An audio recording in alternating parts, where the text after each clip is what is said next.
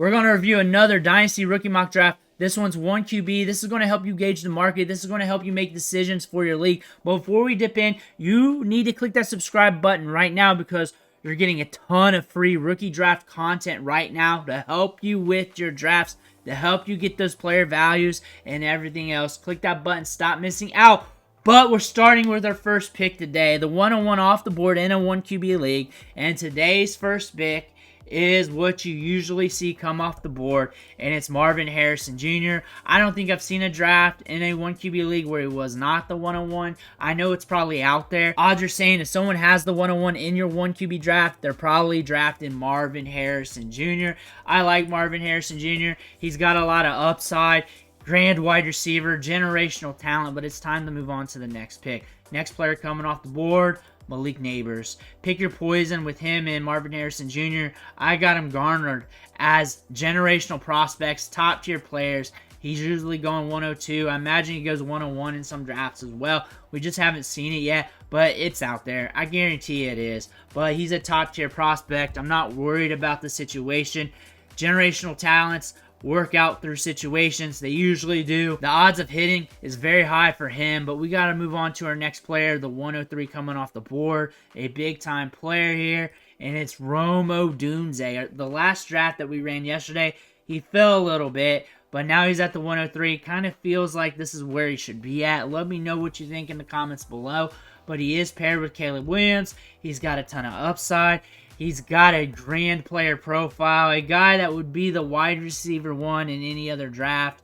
But we got Nabers, we got Harrison Jr. Going to the next pick off the board here at the 104, we got Brock Bowers. He could change the game for your lineup if he hits at the tight end spot.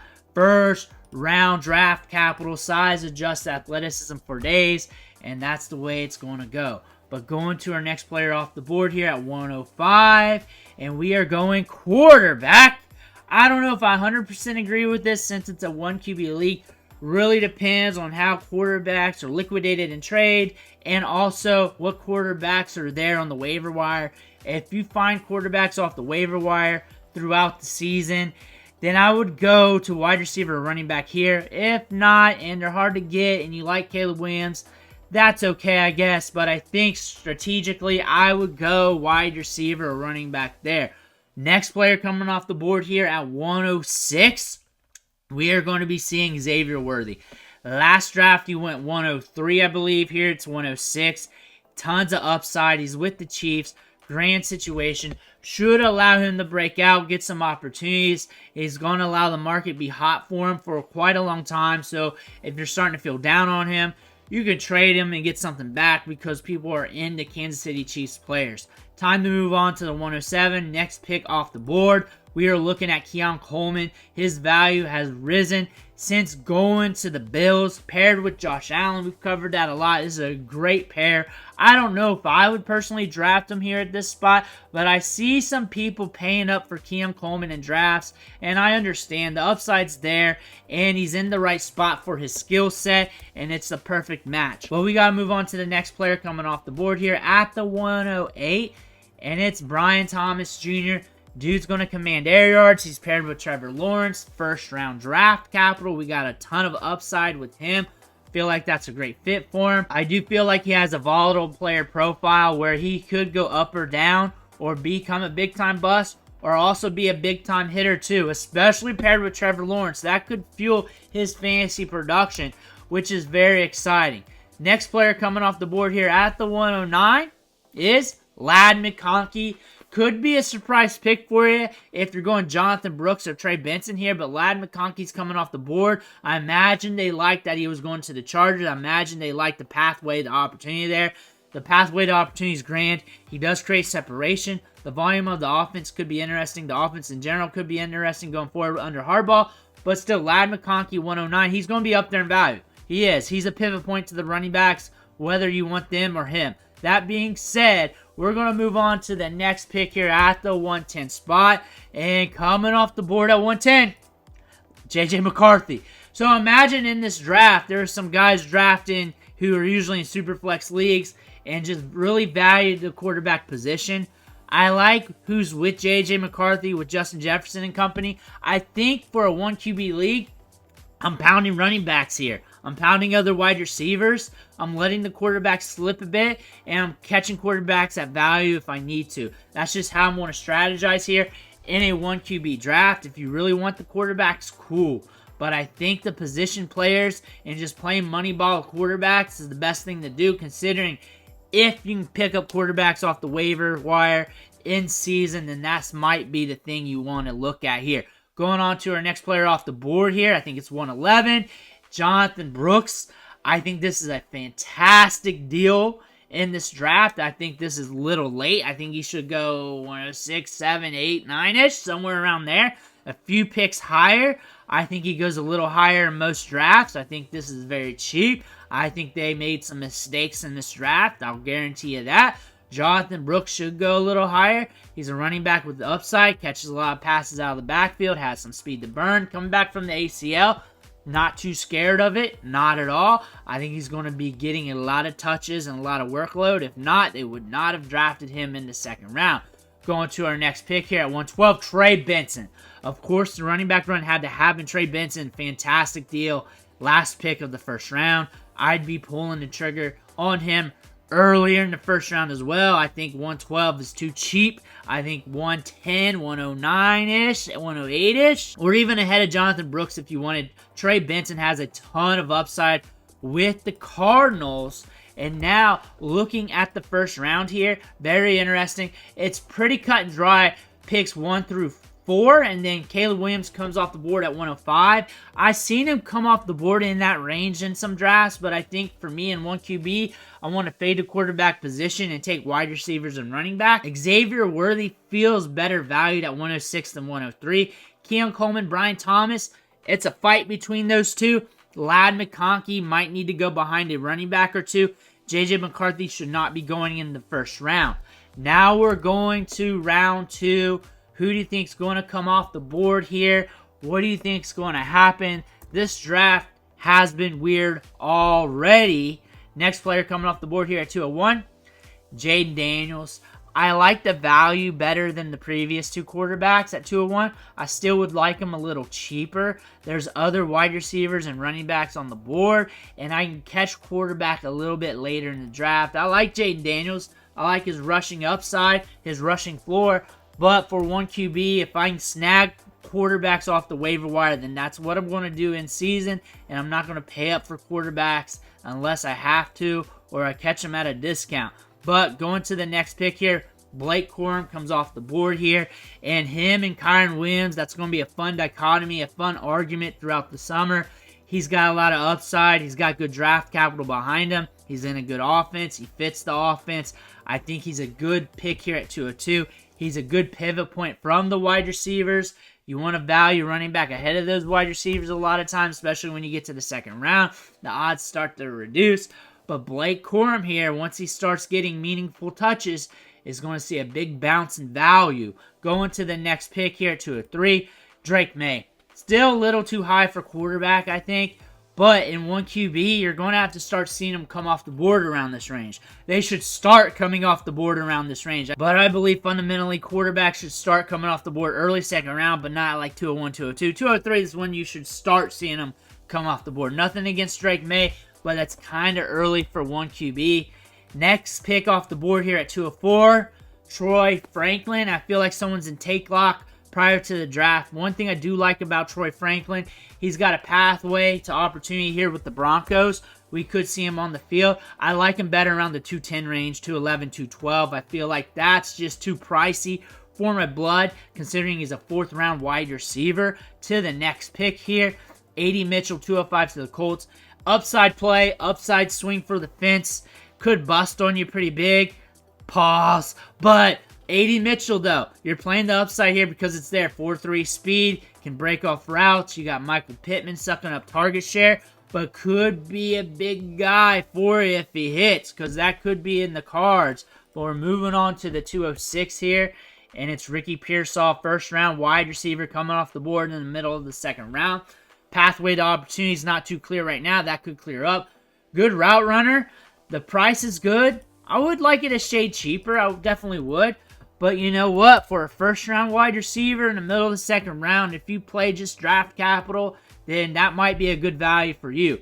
Next, 207 Xavier Leggett. I think that's a good value too in the middle of the second round, considering size, just athleticism, and he's got a profile where he's either going to hit big or miss big. You got to understand that. And if you want to take that gamble on wide receivers that are either going to hit big or miss big, that's going to be your guy.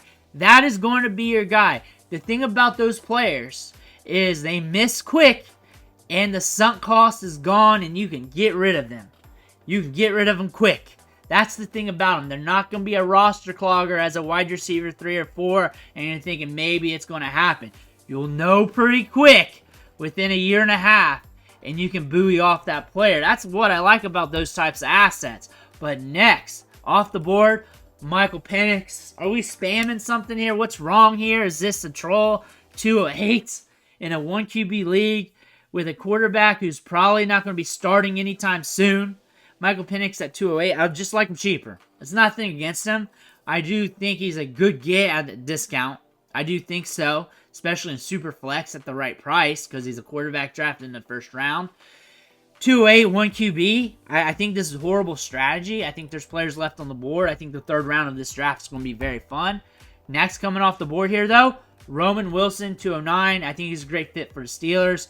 I don't mind the draft capital too much. On top of that, I think he's going to be the short to intermediate guy in the offense. He's got good quicks. And the Steelers are good at getting their wide receivers developed, especially wide receivers they find at a discount in the draft. But we got some values coming up. We know it. We know it. 210, Jalen Wright, and him with the Dolphins. Perfect fit, perfect situation, drafted in round 4. I think this is a great price. I think he should go a little bit higher, but I don't think you should jump the shark either. He does have that round 4 draft capital, but Mostert's not going to be the guy forever. He's an older running back. Devin Achane, he needs a buffer back. Wright has 4.3 speed. He fits well with the offense. I think at the right cost, you could be getting a good upside running back here. At 211, Jalen Polk, an upside wide receiver, because if this system hits, if they're able to turn things around, Jalen Polk commands ADOT, could be getting deep targets, and if Drake May hits, you're going to be hitting hard with Jalen Polk. Next, coming off the board here, 212, Brendan Rice. We're drafting 7th-round wide receivers.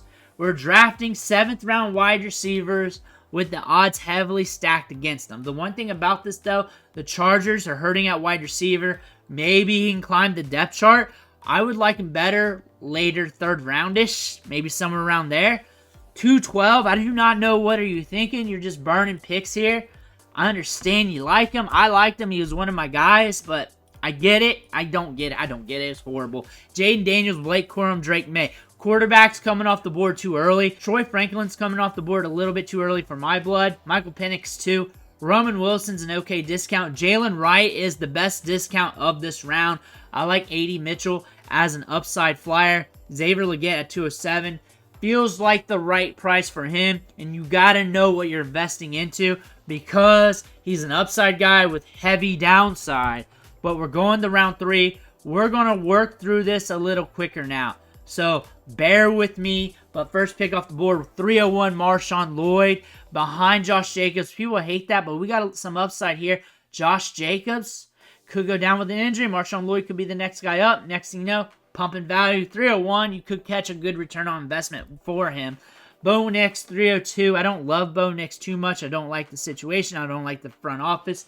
But I like 302 for a quarterback. I like that better. 303 Ray Davis. I think this is an excellent value. I get he's sharing the backfield. Most of these running backs are going to share the backfield. That's just part of the game these days. I think he's going to be their grinder between the tackles. He's got some upside here. 304 Braylon Allen. Breece Hall, that's going to be his show. They're going to allow him to have all the touches. They may allow him to be a pounder on the goal line maybe. Might be a ho-hum running back you want in fantasy for a cheap cost. 304. Since quarterbacks came off the board too fast here, there are other options I believe you want more. 305, Bucky Irvin. I think this is a great spot. We know they pass it to the running back. We know he's going to get opportunities that allow him to be fantasy productive if something happens to Rachaad White. 306, Jalen McMillan. He's a good wide receiver, creates separation. He's got 2 veterans in front of him, but could hit over time. Could be a wide receiver you want to buy later on down the road at a cheap cost. 307, Jermaine Burton. I'm seeing him go in the second round in a lot of rookie drafts. I think he's got a lot of upside. He's got some speed to burn. He's got a quick release off the line of scrimmage. I think this is too cheap. This is too cheap for Jermaine Burton. The draft capital is almost there to where you like him. I think this is a great spot, though, where it looks like there could be a pathway to opportunity. 308, Ben Sinnott. You're getting a tight end here. That's a good prospect. A great price tag for a tight end to pull a flyer on. 309, JT Sanders. Same thing. A great price tag for a tight end to pull a flyer on. 310, Javon Baker. This is a great discount for him. A lot of people were spending second-round picks on him prior to the draft and mock drafts. Javon Baker, 4th-round wide receiver. The 4th-rounder says, hey, the odds are stacked against him. The talent says, hey, keep an eye on him. The opportunity says, hey, he could be getting routes. He could be getting targets, a good route participation rate sooner down the line if this depth chart starts turning and burning. 311, Kamani Vidal. He's got some upside here in this offense. Those running backs could go down. Those running backs have an injury history. He's got a name to where you could sell him on the market. 312, Tez Walker. I'm kind of out. I just do not see a pathway to good opportunity here. Wrapping up the 3rd round, 301, Marshawn Lloyd. Great pick there. Ray Davis, 303. Those are the players I really want out of this. Jermaine Burton, huge discount. You're pulling the trigger on tight ends in the back half of the 3rd round. Javon Baker, a great discount. Tez Walker, I'm out on. Round 4, Luke McCaffrey, 401. Fine here. It's okay. I don't really care, though. Malachi Corley at 402. Great discount. Great discount. This league fucked up. This league fucked up bad by drafting those quarterbacks, just catching discounts in the 4th round. 403, Will Shipley. Another great discount here. He's going to see opportunities when Saquon Barkley goes down. 404, Anis Smith. I'm not really into. 405, Audric Estime. A running back prospect that you're just keeping an eye on. He is a flyer, but the running backs there at Denver has been banged up before. He could see opportunities sooner than later. 406, Spencer Rattler. I mean, if you got a deep bench there for quarterbacks in a 1QB league, sure. 407, Jordan Travis. I just don't know anymore. 408, Isaac Durando. A great upside flyer there for 1QB leagues, especially at the running back spot. If McCaffrey goes down, that size-adjusted athleticism could pop. 409, Jacob Cowing. Not a pathway to work, but a great production profile. 410, Dylan Labe, pass-catching running back specialist, who has running backs in front of him that don't catch passes, so we could see him hit here. 411, Malik Washington, in a great spot. Very trendy wide receiver, good production, good in all-star games. I like him a lot. 412, Chase McClellan. You're just selecting running backs. Bigger running backs who can catch passes, who can grind it between the tackles if they catch opportunity. Because of the attrition at running back, he could hit for you. Again, it's 412, so it's him versus UDFAs. Let me know what you think about this draft. I think you got my opinion. Make sure to hit that subscribe button on the way out. I want to thank you for watching. Catch you on the next video.